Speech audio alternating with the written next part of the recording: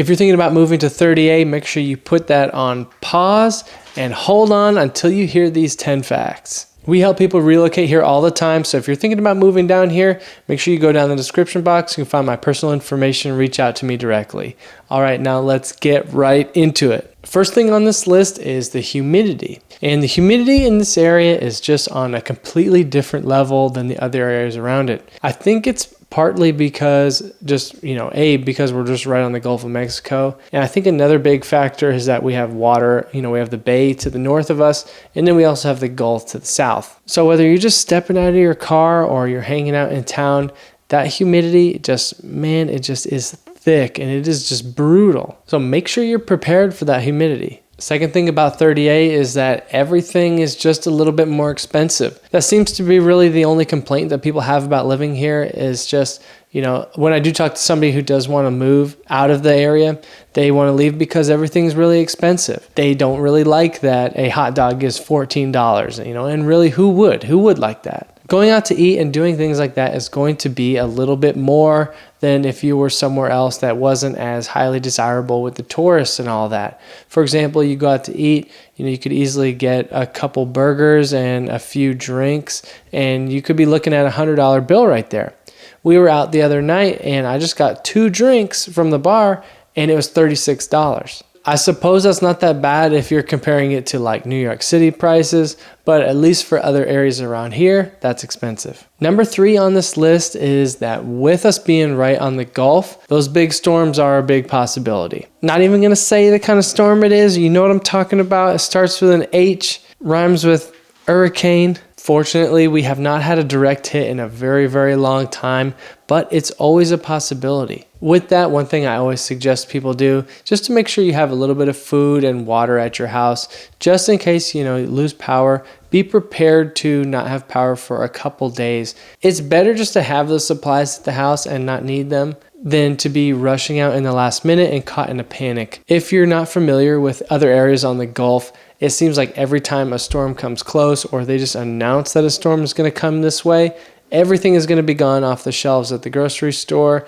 All the supplies and equipment, that stuff's all going to be gone. So do your planning before you need to and you'll be good. All right, number 4 is that 30A area will break your perception of what it means to vacation. And here's what I mean by that. Say you're living in an area that is so beautiful that all these other people from around the country and around the world, they're all coming here to vacation. And you're living here. And it's just so nice and the temperature is great and the people are friendly. The food is wonderful. The beaches are perfect. Every time you go outside, you feel like you're on a vacation. Well, because of that, when it's time for you to want to take a vacation, where do you go? Where do you go from there? There's really no going up from that point. You're going to have a hard time figuring out what you want to do on vacation. I know I'm from Maine originally, and I used to think that the last place I ever want to go on vacation was somewhere with snow.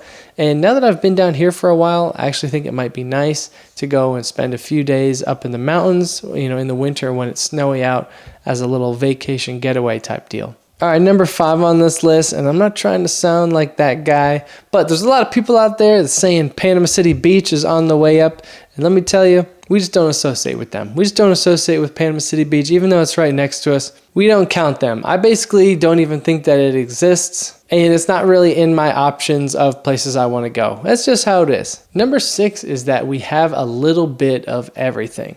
Now, we have the obvious things that you might think about: stores, beautiful houses, lots of architecture to go see, scuba diving, snorkeling, parasailing, bike trails. You can go out and do some charter boats. You could get a sailboat. There's so many different things you could do. But one of the things that you might not expect is that there is a state forest right in the backyard. So not only can you do all those cool beach, ocean, water activities, we got a state forest literally right there. So you can go and do your hiking, and you can bike on trails through the woods and, do bird sighting if that's your thing. It's just great that we have a little bit of something for everybody. The 7th thing you should know about is actually a little restaurant called Northside Social. It's a very cool little outside restaurant / bar / outdoor hangout type place.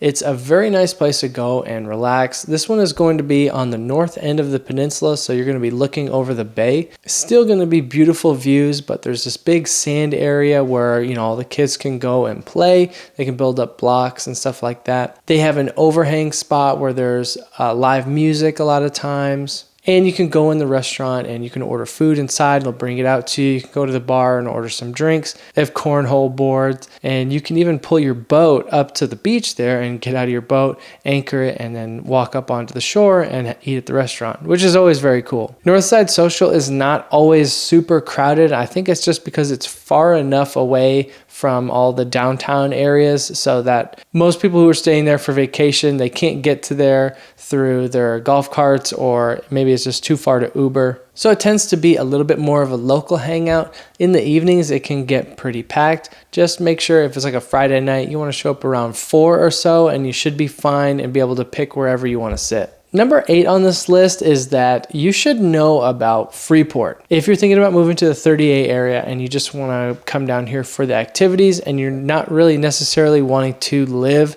like right down on the beach, there is a little town right across the bridge called Freeport that might be an option for you. Freeport is a very, very weird place because it has such a wide gap of lifestyles. There's a lot of out in the country type lifestyles. And then right in the center of Freeport, there is a huge development called Hammock Bay. There's a ton of different builders building houses in there, and they have a pool and tennis courts, community center, even have like a little community store. There's a lot of other neighborhoods that are being built up across Freeport. And it's just a very interesting place because it seems like it's right out in the middle of nowhere.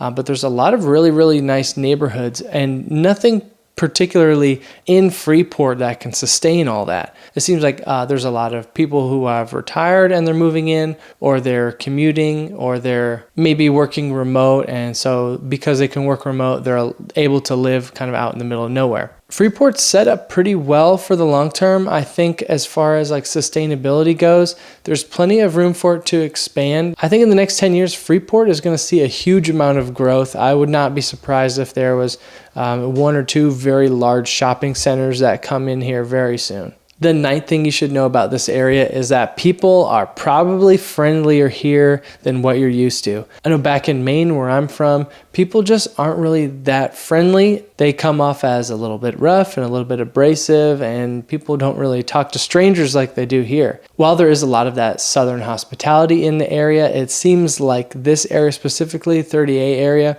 it's like southern hospitality on steroids. They're just a different breed down here. When you're living in a vacation, it's kind of hard to be stressed and be rude to other people. So I think that plays a big part of it. And the 10th thing you should know about 30A is that there are a lot of little subsections to the 30A area, and each area kind of has their own persona that's attached to that area. I'm going to do another video where I dig into all the sections along the beach a little bit deeper, but today we're just going to be talking about Santa Rosa Beach, Grayton, and Seaside. The Santa Rosa Beach area is a little bit more, you could say, on the touristy side. There's a lot more golf carts riding around and people from different areas just visiting. There's also a lot more diversity to the architecture there, and the buildings are not as uniform. Grayton Beach is a little bit more on the, I guess call it on the artsy, crunchy side.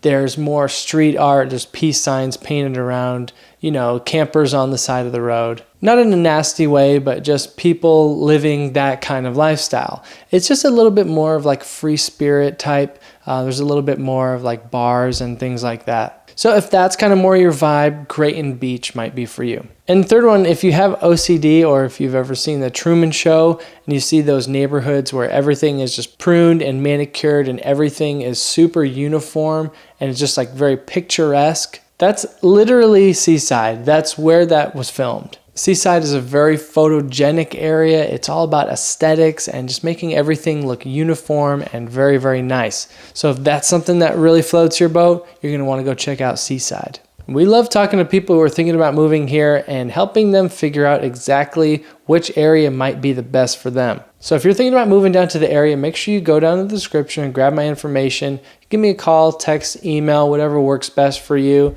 Love to hear from you. Until then, see you next time.